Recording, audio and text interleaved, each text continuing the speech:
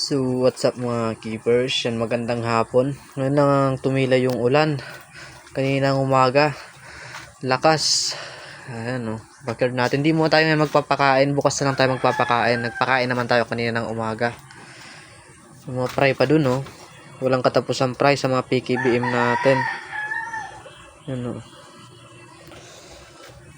ito pa yung mga iba, mga ibang fry.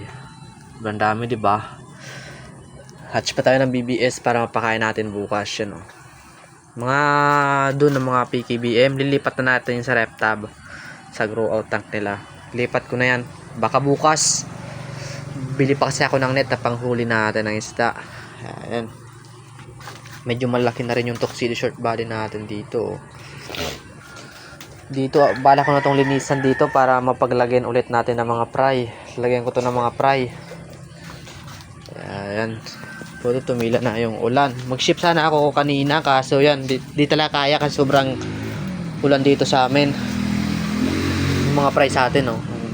Although, ito nyo ba yung namanlit na puti? Yan yung fry ng PKBM natin. Nuubo-ubo pa nga tayo. Yan, nalalagyan natin to sa grow out tank. Ito pa, may mga fry pa tayo dito. Yan, oh. Kita nyo naman kung gaano kadami yung fry natin. Lipat na natin yung iba dito. Ito pa, yung mga dito. Ito puno to dito eh. Dito wala pa to. Kaya yan.